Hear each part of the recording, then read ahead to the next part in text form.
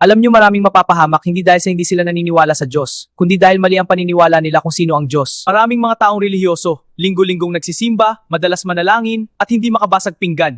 Ngunit kung mali ang paniniwala natin sa Diyos, kasayangan ng lahat at kaparusahan ng ating sasapitin. Marami ng simbahan at ang tanong ng karamihan, sino ang dapat paniwalaan, sino ang tama at sino ang nagsasabi ng katotohanan. Marami ng tagapagturo at merong kanya-kanyang paniniwala, kanya-kanyang tinitindigan at ipinaglalaban. Ngunit sino nga ba at ano ang dapat nating paniwalaan? Bilang individual, tayo ay merong kanya-kanyang paniniwala. Ngayon, tanungin natin ang ating mga sarili. Tama ba ang aking pinaniniwalaan? Tanging ang salita lamang ng Diyos ang makakasagot nito, at ang katotohanan ang magpapalaya sa atin sa mga maling paniniwala. Nasusulat, si Jesus ang daan at katotohanan at ang buhay walang makakapunta sa Ama kundi sa pamamagitan niya. Si Jesus ang daan kapatid, si Jesus ang katotohanan. Kung ang katuruan ay hindi naniniwala kay Jesus, ito ay kabulaanan. Kung ang turo ay hindi nakasentro kay Jesus at naniniwalang si Jesus ay tao lang at isang propetang nabuhay sa lupa, ito ay lapastangan sa Diyos. Dahil ang turong ito ay magdadala sa maraming tao sa kapahamakan.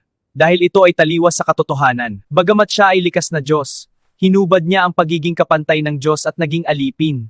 Namatay at nabuhay upang tayo ay iligtas.